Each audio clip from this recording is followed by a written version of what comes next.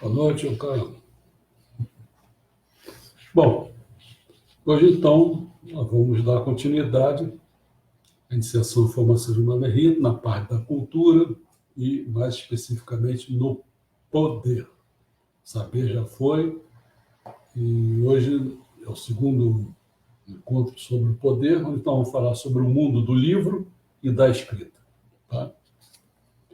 Bom, essa questão do livro, da escrita, né, da leitura, né, hoje, antes mesmo de uma criança saber ler, ele já vê televisão, não é verdade? Isso cria um problema, pois a cultura continua dependendo de livros, ou ao menos de texto projetados em telas, o que significa que continua dependendo da escrita. E por que assim? Por que será que as imagens não podem transmitir cultura? Por que não podemos adquirir cultura por meio da televisão? O que a escrita tem de tão especial? São as perguntas que são feitas, né? A televisão apresenta a comunicação oral em situações quase reais ou simuladas. Nela, porém, o sentido daquilo que está sendo comunicado fica entrelaçado de forma indissociável ao meio da comunicação. Por exemplo, gestos, vozes, linguagem corporal, etc. O sentido de uma mensagem funde-se à forma da apresentação dramática. Por isso, tal sentido é imediatamente evidente, mas não pode ser destacado do seu contexto. Isso é o que pode ser notado quando pessoas simples ou crianças querem contar situações especialmente engraçadas que acabaram de assistir. Olha só. Citando algumas passagens, elas procuram reconstruir a visão da situação que vivenciaram há pouco. E daí ele disse, ei, você aí, ela disse, escute uma coisa, e então nós rimos muito. Pô, não foi dito nada, cara. Entendeu como é que é? Mas as pessoas que ouvem essa história, que não compartilham dessa lembrança, por não terem assistido ao mesmo programa, olham-se desconcertadas, pois não conseguem ver onde está a graça. Está entendendo como é que é? Somente a escrita liberta, quer dizer, quando eu falo escrita, né, pensamento assim, porque sempre é pensamento, palavras, né, faladas e escritas, imagens, tudo é menor, a imagem é menor do que a palavra. Tanto é que Deus fez o verbo, né, pelo verbo fez as coisas, né, não é através de imagem. Né? Tanto é que a gente pode ver o seguinte, ali, tá atrás da minha cabeça lá, ó, lá tá uma escrita lá. Ó. Como é que você vai fazer? Vai botar uma imagem de Deus Supremo? Está lá escrito. Né? Somente a escrita liberta a linguagem da situação concreta e a torna independente do contexto imediato. Aquilo que se mantém idêntico nessa transformação recebe o nome de sentido. Somente a conversão da linguagem falada e escrita torna palpável a categoria do sentido. Por isso, nas religiões, como o judaísmo, o cristianismo e o islamismo, o sentido é equiparado a quê? A escrita. Quer ver só um exemplo? Exemplo não, imediato. Sagradas Escrituras. Escrito, Sagradas Escrituras. Em contrapartida, na comunicação oral, o que vem em primeiro lugar não é a objetividade, mas sim o colorido emocional e as conotações. Textos escritos devem ser estruturados a partir de temas. Já a comunicação oral vive da corrente de energia produzida por sua própria dramaturgia, com a qual também o sentido surge e se esvai. Somente a escrita fixa a linguagem, tornando-a possível de ser controlada e orientando para um sistema de regras gramaticais. A diferença de velocidade entre o discurso oral e a escrita permite estruturar o sentido e a organização linear da sequência sujeito, verbo e predicado.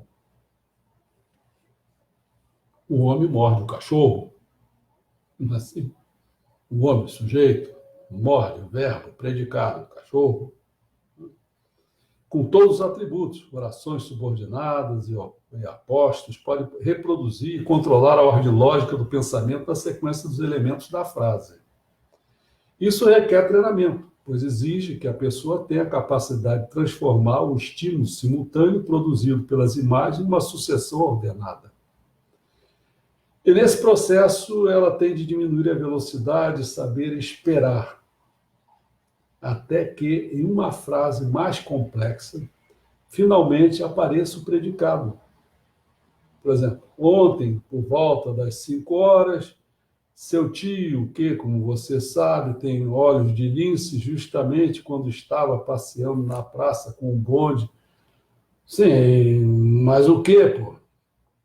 Você irá dizer, né? Espere, responde a escrita e continua. Com um bonde que estava alocado, que nesse horário não é de admirar, embora isso só aconteça em dias úteis.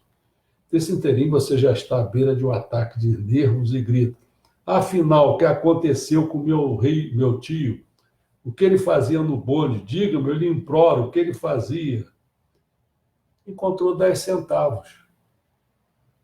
Até que finalmente nos seja fornecida essa informação, temos de manter presente tudo o que foi dito para só então, quando a última palavra dobrar a esquina, no sentido surgir, desde que seja levada em conta toda a procissão da palavra anterior. As tensões que temos de suportar nesse processo tornam-se evidentes em muitas piadas, em que a graça só aparece no final, quando o sentido que construímos é totalmente invertido. Garfunkel e sua esposa estão visitando uma exposição de arte moderna. Detém-se diante de um quadro de Picasso. E o Garfunkel, ele afirma, é um retrato. Que bobagem, sua esposa. Isso é uma paisagem. Não, veja bem, é um retrato, é uma paisagem. Discute por um tempão, não chegam a acordo e finalmente decidem comprar um catálogo. No catálogo consta Amendoeira da Riviera. Está vendo? Pergunta Garfunkel com ar de triunfo. É um retrato. Especialmente para aqueles que não estão bem treinados, essa tensão é desagradável. Eles terão a sensação de que o estímulo do cérebro foi travado. Com a difusão da televisão, a experiência humana, bastante criticada pelos professores, tornou-se coletiva. A tolerância perante a frustração das crianças foi diminuindo de modo que elas já não suportam a demora necessária aos processos de formação de sentido. Por isso, não querem que a aula seja um processo de aprendizagem, mas sim uma diversão. Ai, meu Deus. Estão entendendo? Chegou à escola de Summerhill, faz a hora que quer, faz não sei o quê, entendeu? Então, eles querem transformar as coisas tudo em lúdico, como se a vida só fosse uma coisa lúdica. Não, meu amigo. Estudar, você pegar um livro para ler, sentar e colocar o cotovelo na mesa, né? Não é para qualquer um. Não, precisa de concentrar. Você toda hora, o cara não está acostumado, não é acostumado, não tem aptidão para isso, não foi formado, sei lá o quê. O cara não suporta, ele vai ficar levantando, ele vai comer alguma coisa, ele vai olhar para a janela, vai ficar vendo alguma coisa, assim, vai se dispersar o tempo todo, né? Aí querem fazer uma coisa lúdica. Muito interessante. Diante disso, os sucessivos ministros da educação, acometidos por um estado de demência coletiva, foram continuamente reduzindo o papel dos trabalhos escritos para avaliação do aproveitamento dos alunos em favor da participação oral.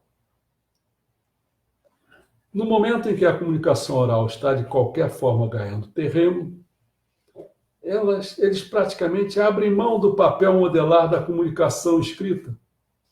Assim também reduziram o papel da escola ante a vida familiar. Olha só, reduzir o papel da escola ante a vida familiar. Só mantém o hábito da leitura e da escrita aquelas crianças em cujas famílias ele é considerado óbvio e necessário, né? São as pessoas cultas. São esses os ambientes nos quais os pais vigiam o consumo de televisão dos filhos. Tem uns que não fazem. Desde que não quer perturbação com a criança, bota ela em frente a uma televisão, fica vendo isso aí. Entendeu? Então, limitação de consumo, agora não é tão da televisão, não, agora é mais o celular, inclusive. Né? Isso aí. Aí fica aquelas abreviações todas, né? Beleza. São esses ambientes nos quais os pais vigiam o consumo da televisão dos filhos, limitam-no e procuram fazer com que seus descendentes satisfaçam suas necessidades de fantasia, primeiramente, com livros. Somente quando a leitura deixa de constituir um esforço para tornar-se puro prazer, é que o acesso ao televisor pode ser liberado. Entendeu? Porque daqui a pouco o cara não sente mais prazer ver aquilo, ficar vendo aquele negócio. Aí vai, quer ver, ler um livro, ver quantas pessoas... Olha, o nível de leitura do brasileiro é terrivelmente... não compra nem um livro, muita gente não compra nem um livro durante o ano, não lê nem um livro durante o ano todo. E muitas vezes, muitos os que veem um livro é escolar, é garoto, compra o livro, aí vê umas 3, 4 páginas, pronto, acabou, entendeu? É esse o nosso negócio. Como é que vai fazer gente? Ah, não faz. Não faz. Infelizmente, não dá no brasileiro. Não dá.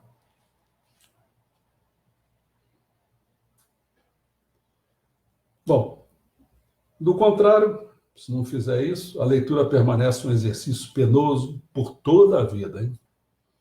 Quem cresce nessas circunstâncias, mais tarde só lê o estritamente necessário, e assim mesmo com muita da má vontade. Desse modo, a política educacional está produzindo duas classes de pessoas. Duas. A primeira é constituída por aquela habituada à leitura, que sempre absorve novas informações e já estão acostumadas a estruturar melhor seus pensamentos, pautando-se pela escrita. Com esse comportamento, adquire uma percepção que inclui uma visão geral e contínua da estrutura sintática, da lógica, do pensamento e dos elementos que compõem a frase. Ao mesmo tempo, desenvolve uma sensibilidade para a estrutura de diversos tipos de textos, por exemplo, relatórios, exposições, análises, contos, ensaios, etc. Com isso, a escrita também se lhes torna mais fácil, elas conseguem articular sua expressão verbal de acordo com o modelo de textos escritos. O segundo caso, esse outro grupo, é constituído por pessoas que só leem quando obrigadas. Do contrário, veem televisão. No entanto, as imagens da televisão sucedem-se no mesmo ritmo da necessidade da estimulação do cérebro. Quem estiver acostumado a isso, só muito dificilmente consegue dissociar a percepção interna da externa, ou seja, não consegue concentrar-se. É isso, não consegue concentrar-se. Vai conversar com um petista só, não tem jeito, cara. Ele não consegue te ouvir, né? O problema é ele não consegue ouvir, ele só se ouve, só se escuta. Entendeu? E agora o Lula tomou uma vaia lá, você chegou a ver isso? Uma vaia danada, cara. Pô, só falava sozinho, que coisa boa. Ele que diz o que, ele que julga, ele que legisla, ele faz tudo. Agora não, meu amigo. Vai ter que explicar. Falar com o Sérgio Moro é isso. Quem diz que... Você ainda tem coragem, cara? Você é um criminoso, pô. Qualquer texto cujo nível esteja acima das exclamações das histórias em quadrinhos, como Boom e Croque-Croque, representa para essa pessoa uma verdadeira tortura. Lula gosta de ler? Não. As pessoas que integram esse grupo de não leitores encaram os livros como exigências altas demais. No fundo, não conseguem entender as pessoas que gostam de ler. Não conseguem. Desconfio delas. Para elas, o mundo dos livros é uma conspiração, cujos objetivos é deixá-las com a consciência pesada. Desse modo, desenvolve uma verdadeira aversão aos livros e, visto que também não gosto de ler textos técnicos, logo são relegados para segundo plano em sua profissão. Cria, então, um ódio pelos chatos sabichões da teoria e vangloriam-se do seu lado prático. Não, não é prático. Prático não é burro mesmo, cara. Porra. Como não desconfio de que sua abstinência de leitura e suas hostilidades aos textos também afetaram o estilo de sua comunicação oral. Não entende porque suas experiências são tão pouco reconhecidas. E aos poucos passam a interpretar toda tentativa alheia de desenvolver um pensamento complexo e expressá-lo de forma adequada como um ataque à sua autoestima. Por essa razão, evito qualquer contato com o mundo das pessoas que leem e vão lentamente caindo no reino social das sombras de um novo analfabetismo. Né? O analfabeto funcional. Portanto, quem não gosta de ler deveria refletir seriamente se não valeria a pena vencer essa falta de vontade, pois, caso contrário, não terá acesso aos caldeirões da cultura, bem como a remunerações melhores. Quem ainda não adquiriu o hábito da leitura talvez deva exercitá-lo de forma seletiva, escolhendo assuntos pelos quais tem especial interesse. Ainda que sejam romances eróticos, pode até ser isso, cara, entendeu? Essas pessoas deveriam encarar esse treino como uma espécie de exercício para manter a mente em forma. A leitura torna-se, então, algo que todos os dias dedicamos uma parte do nosso tempo até que, por fim, tenhamos adquirido o hábito. Vamos falar sobre os livros? Né? Encontramos livros, né, em bibliotecas e livrarias, não é verdade?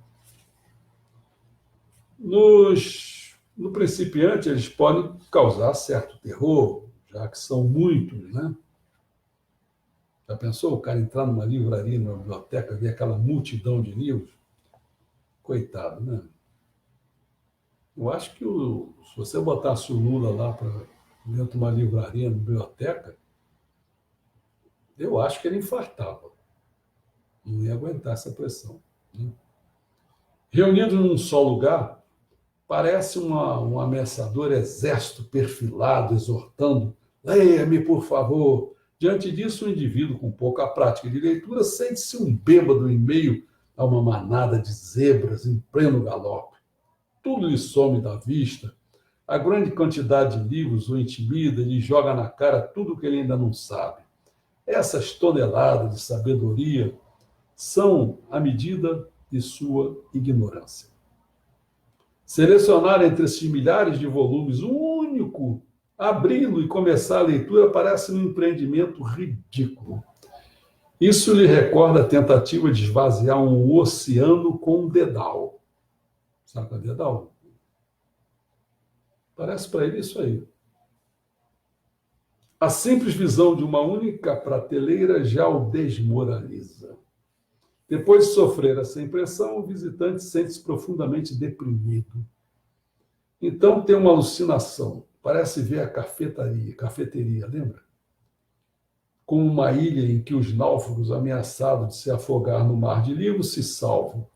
E antes de morrer de asfixia, sai correndo da biblioteca, não sem admirar-se por ver que os aborígenes continuam tranquilamente em suas atividades, como se notasse de forma alguma a atmosfera hostil do lugar.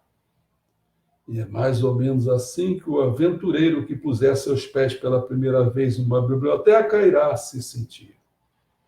Essa sensação é muito natural, mas completamente equivocada. Nenhum usuário habitual enxerga uma biblioteca desse modo. Ele nem percebe o gigantesco número de livros. Quer ver? Minha mulher que está aqui do meu lado. Onde que é o lugar que eu mais gosto de ir? Livraria. Livraria. Tem um lugarzinho aí, qualquer coisa, eu vejo um livro, lá vou eu para a livraria. Ou sorveteria também. Ou sorveteria também. É difícil ver qual é melhor. Só vê que coco dá por cima. Vê apenas o que está utilizando naquele momento e talvez alguns outros da mesma família. É assim que a pessoa vê, o normal é isso. Vê o que está utilizando naquele momento, tal. Pouco se dá conta dos demais.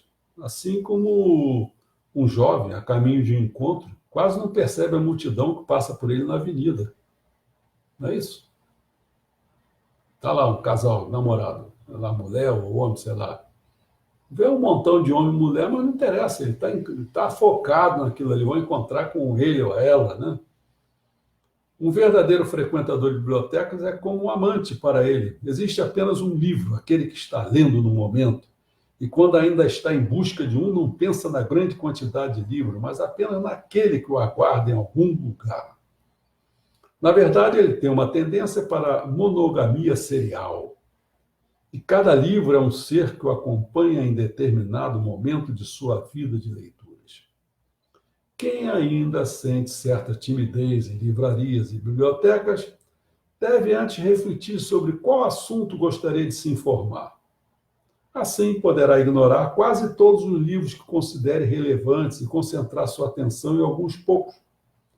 Isso lhe servirá de orientação, protegendo da sensação de impotência, despertando nele a impressão de determinação e fazendo com que se sinta um entendido na matéria e um frequentador experiente de bibliotecas. Com assunto especificamente, iniciante também pode pedir o auxílio da vendedora. Onde estão os livros sobre as aves da Patagônia? Agora ele entrou no jogo. Ou então, caso ainda não saiba o que quer e seja importunado pelos funcionários da biblioteca com a pergunta: está procurando algo especial?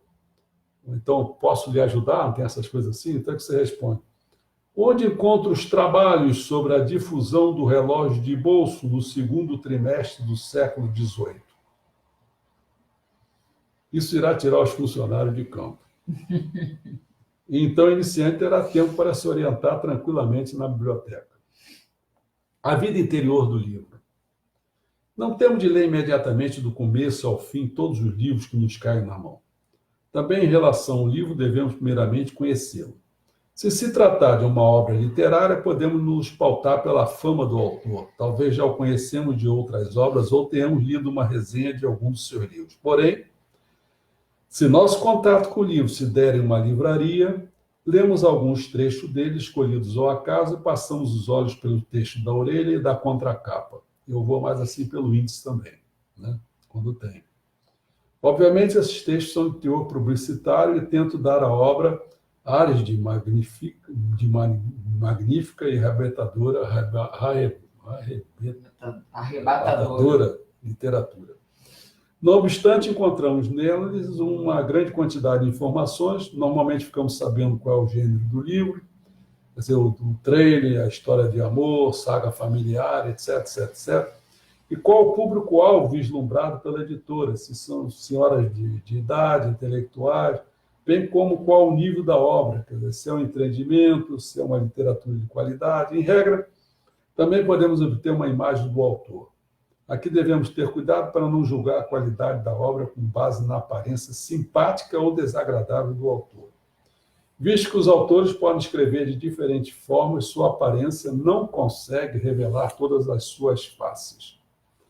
E um bom escritor pode não ter uma aparência tão boa como aquilo que escreve. Aliás, na maioria das vezes, sua aparência é bem pior.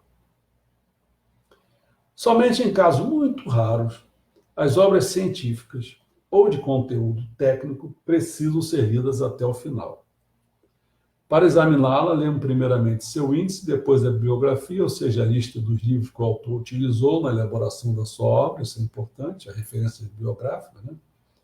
Se nela faltar estudos importantes, então o autor não está à altura da pesquisa e podemos, aliviado, deixar o livro de lado, um livro a menos.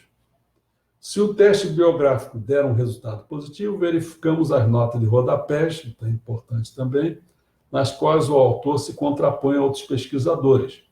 A partir disso, geralmente, ficamos sabendo qual é a sua linha de conduta. Por exemplo, se ele é do tipo que discute minúcia ou se ocupa com temas fundamentais e importantes. Se ataca os outros por coisas insignificantes, é sinal de que nada tem a dizer sobre questões principais, né? Na ciência, existem autores de primeira, de segunda e de terceira categoria. Os de primeira delimitam o terreno em que a investigação será desenvolvida, estabelece os temas, define a problemática e determina a terminologia. Nós os reconhecemos pelo fato de serem continuamente citados pelos autores de segunda e terceira categoria. Em geral, tornam-se os autores clássicos de suas respectivas áreas. Então, os livreiros arranjam um bom lugar nas estantes cujas prateleiras com suas obras são identificadas com seus nomes. Assim, na seção de sociologia, encontraremos, por exemplo, nomes como do Weber, né, do Parsons, tal. Frequentemente, também encontraremos alguns livros dedicados a apresentar esses autores aos leitores leigos. Vale a pena tomarmos algumas precauções quanto à escolha de obras científicas que queremos ler. E só nós decidimos após nos informarmos minuciosamente a respeito de seu terreno. O tempo perdido nesse processo é facilmente recuperado com a escolha certa, pois há um sem número de obras científicas que são supérfluas ou ilegíveis. Isso devido a uma simples razão. Muitos trabalhos não foram escritos com a finalidade de informar o público ou incentivar o conhecimento, mas sim para impressionar uma banca examinadora. Então, essas teses assim, que são monografia, não sei o quê, o cara bota muita coisa para impressionar, exatamente isso, para ser aprovado e tal, né? Bom, vou sair desse mundo do livro científico, né? Porque isso é muito técnico, poderia falar muita coisa sobre isso, mas é melhor dar uma passada. Se quisermos ter acesso ao mundo dos livros sem precisar abrir mão de toda a produção recente, ou seja, as novidades, temos de nos dirigir àquele local que talvez tenha sobre nós o mesmo efeito aterrador de uma biblioteca. O que é? A livraria. Lá estão as novidades. Por isso que eu gosto de ir na livraria. Embora nela, em geral, não se encontre tantos livros como na biblioteca, provavelmente seremos interpelados pelas vendedoras que nos perguntarão se podem nos ajudar em alguma coisa, sendo que sabe muito bem que ninguém lhe responderá. Ah, sim, por favor. Será que a senhora pode me fornecer uma visão geral do mundo dos livros? Visão geral do mundo dos livros? Toma cuidado, hein? Por quê? Porque eu gostaria que me esclarecesse o que quero, o que me interessa. E depois, por favor, pega o livro que contém um pensamento mais valioso para mim. Pode estar brincando, hein? Cuidado. Na verdade, esse pedido já foi feito uma vez que em uma livraria, não em uma livraria, mas em um livro, no romance O Homem tem Sem Qualidade, Roberto Musil, que eu já citei lá atrás, ontem, né? Nele há um episódio em que o general Stumming entra na Biblioteca Nacional e pede ao bibliotecário para procurar para ele o livro mais apropriado para se obter uma ideia da quintessência da biblioteca.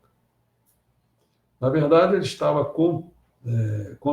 contando com o fato de que o bibliotecário iria rejeitar essa exigência por considerá-la absurda. Contudo, para sua surpresa, o bibliotecário posicionou a escada em uma das estantes, subiu rapidamente, retirou o certeiro determinado livro da prateleira e o pôs sobre a mesa à frente do general. Este o abriu e leu. Tratava-se de uma bibliografia de bibliografias, uma lista de listar livros. Algo semelhante também poderia ser feito pela vendedora da livraria, que poderia nos trazer uma pilha de calhamaço e deixar-nos sozinhos com esse índice de livros disponíveis, ou então poder apresentar-nos a versão eletrônica desse índice. O cara pediu isso, o cara pediu um livro, aí o bibliotecário se fez de rogado, pegou um livro que tinha uma lista de muitos livros, e aí deu para ele procurar assistir ali, né? Isso tem, assim, umas coisas, quer dizer, isso existe até coisas que é séria, né? Porque, por exemplo, nos livros originais de Meixo Sama, né?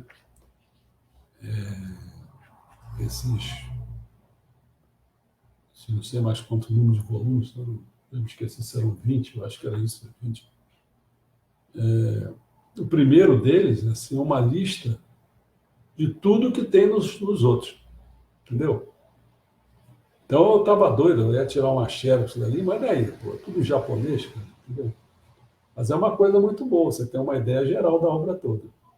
Estou dando uma dica aí para quem quiser fazer esse trabalho, mas se fizer, por favor, bota no.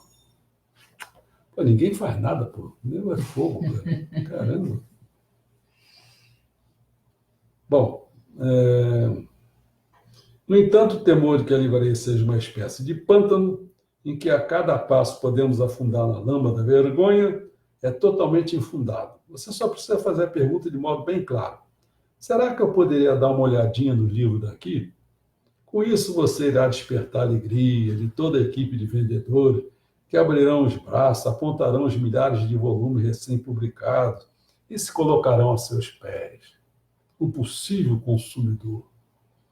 A partir de então, você poderá ficar na livraria até a hora de fechar e ler tudo que for do seu interesse, sem necessariamente precisar comprar alguma coisa.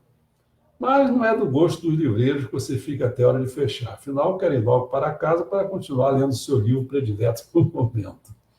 Se, porém, você quiser ir embora, mas não conseguir se livrar da sensação torturante que deveria comprar alguma coisa, sem querer de fato, pois não conseguiu se decidir por nada, então pergunte ao vendedor sobre o livro de Alfredo Hitchcock. Você conseguirá um contato mais íntimo com o mundo dos livros se conseguir encontrar uma livraria onde se sinta em casa e goste de ficar. Essa livraria será seu segundo lar. Ou como aquele bar a que vamos sempre, em que conhecemos clientes habituais, o dono. Não tem gente que gosta disso, cara, aquele sabe americano, adora barzinho, né? Você baterá papo com o livreiro, que conhecerá suas áreas de interesse, lhe mostrará as publicações recentes, ele lhe dará dicas e lhe contará as fofocas do mundo da literatura e da ciência. Eu já conheci tanta gente. Eu me lembro quando eu já falei para vocês, eu já esqueci, naquela biblioteca. Eu já tive quantas? De biblioteca, então, também foi vários.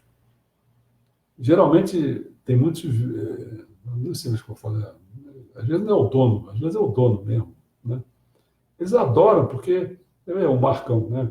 Que eu compro os filmes com ele. O Marcão adora, pô. Se você ficar conversando com ele sobre isso, ele empata o dinheiro dele, ganha lá o dinheirinho dele, né? Ele fica empatando o dinheiro dele para compra.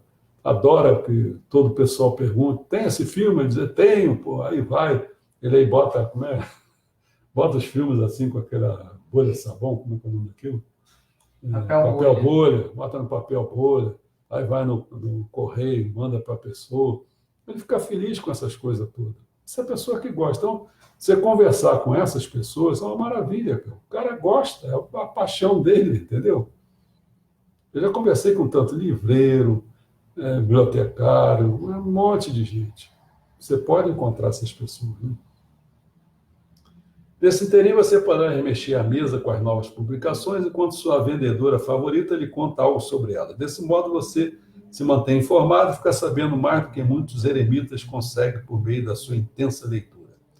Uma pessoa medianamente culta, precisa ter sua livraria predileta. Se você está procurando a sua, observe se ela tem algum lugar para sentar. Assim, você poderá dar uma olhada em grande parte dos livros ali mesmo, sem ter de comprá-lo, levando para casa somente os seus favoritos. E o que eu mais gostava era ir na livraria Saraiva. Era ali, eu acho que até já fechou. No centro, a Mega Saraiva. Não sei se não existe. Está fechando tudo, pô. Né? Está fechando tudo. Então, a gente ia muito no Norte Shopping também, né? Norte Shopping. Mas da Saraiva que eu gostava é que ali tinha um lugarzinho para sentar. Então, tu pegava o livro tranquilamente e ficava lendo lá, pô. Não precisa comprar nada. Sim, nas livrarias melhores tem. Ah, tem. Tem aquela do Shopping Leblon, que a gente vai, esqueci o nome. Eu sei, tem. Travessa, Livraria da Travessa. Pô, tinha aquela da cidade, que era da Travessa. Também. Aquela era um espetáculo, bonito, inclusive. E tem lugares assim que você vai, eu não vou lá para comer, mas tem gente que vê que o cara vai para comer porque, pô, ele não gosta de livro. Bom, suprimento cultural e jornais. Outra coisa, vamos sair falar dos livros. suplemento cultural e jornais. Em todo jornal que se preze, há uma seção dedicada à cultura, chamado suplemento cultural ou folhetim.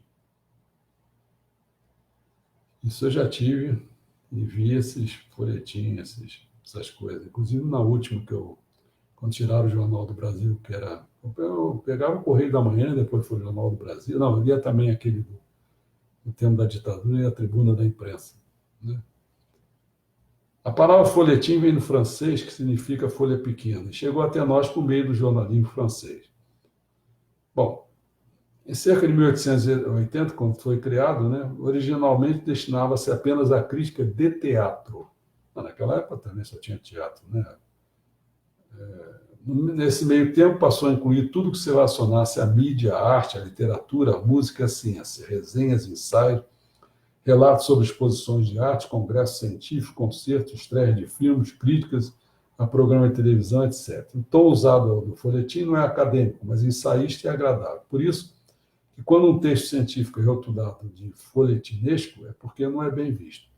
Quem está interessado no mundo dos livros, da literatura e da ciência deve escolher um jornal diário ou um periódico semanal que possua um bom suplemento cultural. Para quem lê inglês, que não é o meu caso, sem dificuldade, está em busca de resenhas originais e informativas sobre o livro, recomenda-se um local aí, a resenha neles publicadas tem uma forma especialmente eficiente, tal. Ao mesmo tempo, não devemos acreditar piamente nos suplementos culturais sem dirigir um olhar crítico. Eu me lembro que eu passava um sufoco na hora que as pessoas, às vezes, queriam dar notas para filmes. E, às vezes, a gente ia... Às vezes, tinha vezes que o filme tinha como notado tudo baixo, quando eu chegava lá, eu gostava do filme. E o contrário acontecia também. Estava o filme lá cheio de notinha boa, mas, pô, o filme é uma porcaria. Para mim, né? De certo modo, os artigos são codificados e refletem determinadas condições sociais no cenário cultural. Para decodificá-los, devemos conhecer essas condições. Apresentamos em seguida uma pequena ajuda para a leitura de diferentes tipos de artigos. Resenhas de literatura científica. Uma crítica confronta o seu autor, ou seja, um crítico com a expectativa de que ele domine o assunto sobre o qual versa o livro resenhado melhor do que o próprio autor. Isso é dificílimo.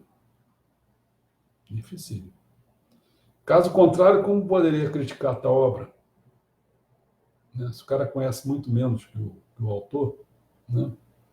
Na realidade, porém, as coisas nem sempre são assim. Aliás, chega a ser raro. Contudo, o autor da resenha não informa isso ao seu leitor, pois tal fato iria prejudicar seriamente a sua autoridade. Então, a finalidade de tudo isso não é proporcionar ao leitor uma impressão realista da obra em questão, mas encobrir a ignorância do autor da resenha. Olha como é complicado. O cara lê um livro, não entende, e aí o que ele tem que fazer para fazer uma resenha, às vezes é a profissão dele, ele procura no máximo possível encobrir a sua ignorância. Então falam umas coisinhas que não tem nada de... Você fica perdendo tempo. Para ser um bom resenhista não é fácil, precisa ter muita cultura. O que menos tem aí é pessoa com cultura. Tem profissão, se tornou profissional, resenhista, e aí? Está entendendo como é complicado? Críticas de novas publicações literárias. Os críticos mantêm com os literatos uma relação de parentesco bem complicada. Muitas vezes essa relação é marcada por uma visível inveja semelhante àquela existente entre irmãos, pois geralmente o crítico gostaria de ser escritor. E às vezes mais do que isso. Gostaria de ser o roteirista, gostaria de ser o ator, gostaria de ser o diretor, entendeu como é que é? Complicado, né? Gostaria de ser um músico, um maestro. Gostaria, meu amigo. Agora você vai julgar a obra dele como, né? Dependendo da ordem que o crítico ocupa na sequência dos irmãos, enxerga o escritor a ser resenhado como um concorrente, ou como seu irmão, caçula, que ele tem de proteger, incentivar, ou caso se trate de uma escritora como sua irmã mais velha, que ele admira e venera. Se o enxergar como um concorrente, nega-lhe pura e simplesmente o direito de se declarar escritor. O crítico compara o escritor a si próprio, afinal ele foi autocrítico bastante para considerar seu talento insuficiente e renunciar ao status de escritor de verdade. Tanto mais arrogante e descarado lhe parece, então, alguém que dispõe de um talento mais modesto não tem o menor escrúpulo e se atreve a vender seu livresco e ainda obter sucesso com ele. O crítico considera a tarefa sua abrir os olhos do público a esse charlatão. Assim sendo, irá reorganizar os parâmetros críticos e desmascarar o usurpador, apontando aquilo que ele é, um impostor e um vigarista. Por outro lado, se o crítico enxergar o escritor como irmão caçula, tentará se fazer por pai do seu sucesso. Afinal, não foi ele quem o revelou ao público após o seu primeiro romance? Não foi ele que, desde então, o apadrinhou? O crítico sente-se, portanto, como um treinador de futebol, cuja crítica serve para estipular seu protegido a conquistas ainda maiores. Por isso, não se pode dar por satisfeito com os êxitos alcançados, por sua crítica não é destrutiva e sim construtiva e estimulante. Se ainda o crítico enxergar uma escritora como sua irmã mais velha, ele ficará orgulhoso de ter podido contribuir para o seu sucesso. Com sua crítica, ele esforçar-se para chamar a atenção da grande escritora, que conseguirá, ao conhecê-la melhor, entendê-la mais profundamente do que qualquer outro. Não irá, portanto, competir com ela, mas sim com outros críticos. Enquanto estiver escrevendo sua crítica, imaginará como a escritora a lerá e como pensará. Finalmente, alguém me entende. Os outros não têm a menor noção, mas este aqui não é assim? Bom, vamos tratar da última coisa, que seria as críticas teatrais. Eu passei por livros, agora vamos fazer as críticas teatrais. Na verdade, as críticas teatrais deveriam ser dirigidas aos que ainda não viram a peça em questão. Mas o fato é que os críticos as dirigem aos que assistiram à estreia, bem como a outros críticos. Também a direcionam ao elenco e ao diretor, pois os conhece pessoalmente. São essas pessoas que o crítico tem em mente como leitores quando escreve a sua crítica, e não, porventura, o potencial espectador que não conhece a peça ou o autor. Mas se ele conhece, e aí? Como não quer parecer ingênuo diante dos conhecedores, presume esses conhecimentos. Não descreve, mas julga. Não fornece informações sobre o autor e a peça, obtendo com isso os critérios para tecer sua crítica. Mas faz referência a outras peças, né, e a outros diretores que o leitor da crítica também não conhece. Isso ocorre porque o teatro é um mundo de iniciante bastante hermético. Nas peças novas, ao contrário, o crítico não sabe o que lhe deve atribuir e o que é específico à encenação vista. Para descobrir isso, precisaria ler a peça ou mesmo informar-se sobre o autor. Por exemplo, caso se trate de um autor estrangeiro, bem-sucedido em seu país, mas ainda desconhecido no país do crítico. Eu me lembro disso, porque eu era criança, né? No Jornal dos Esportes,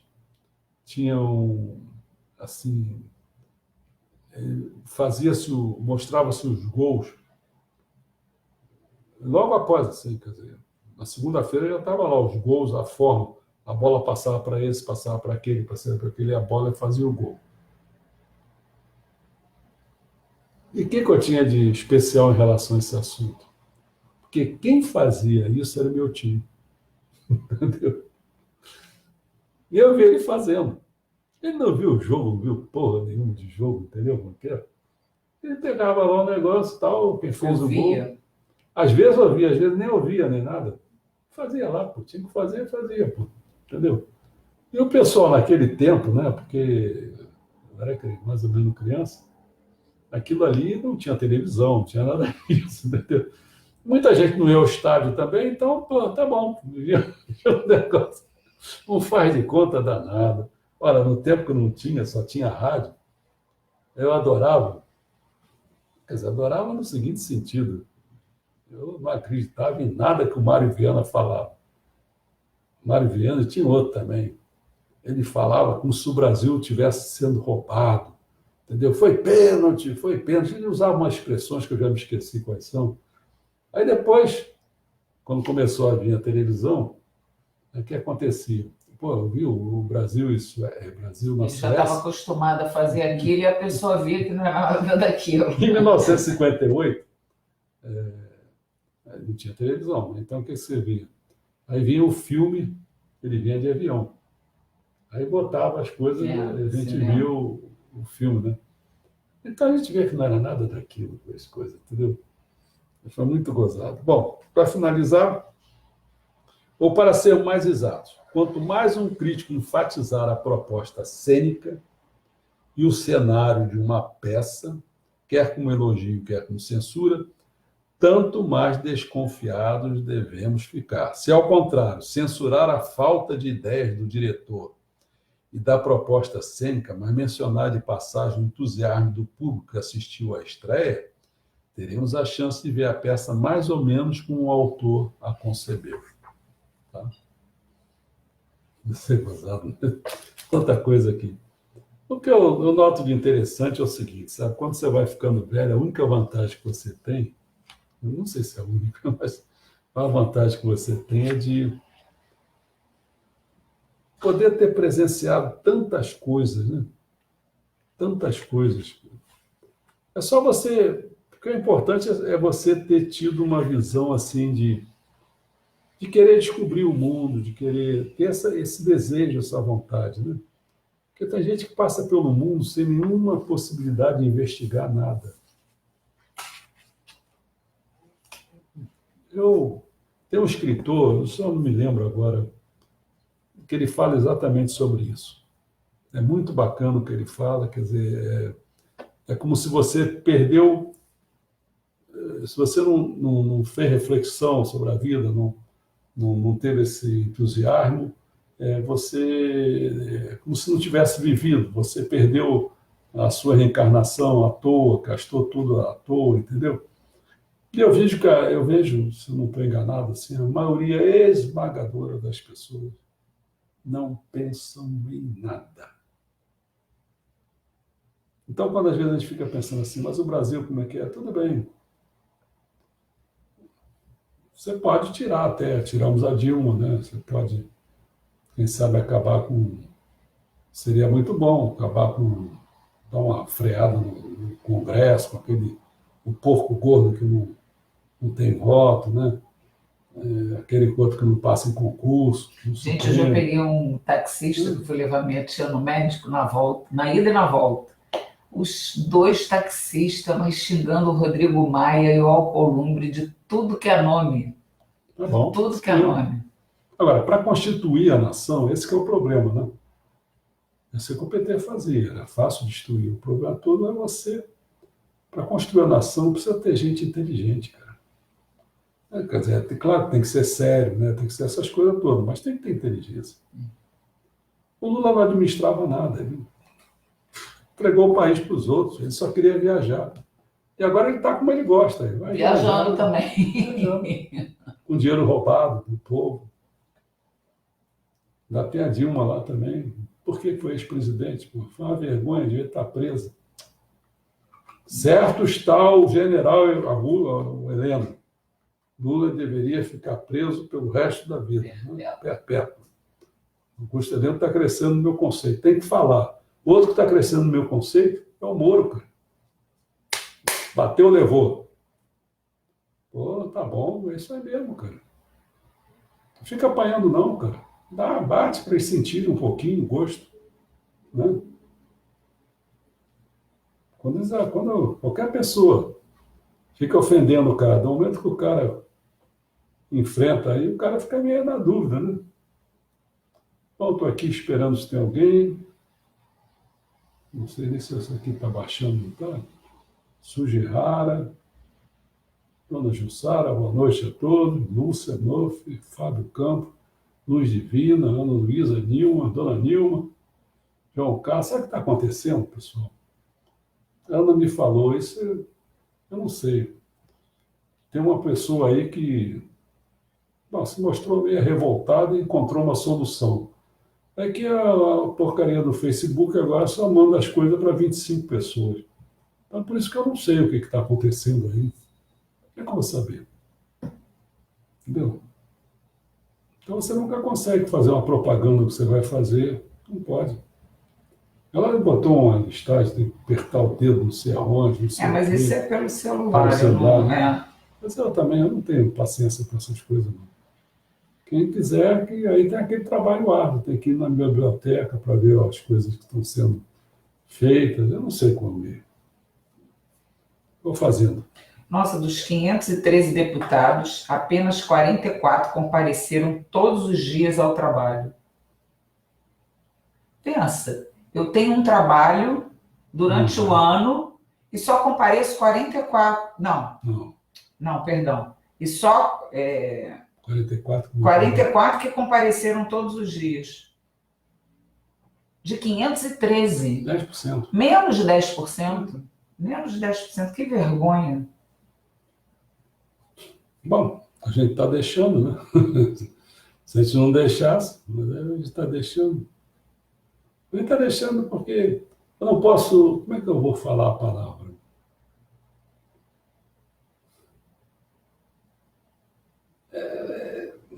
A palavra-chave seria o povo brasileiro é ignorante, mas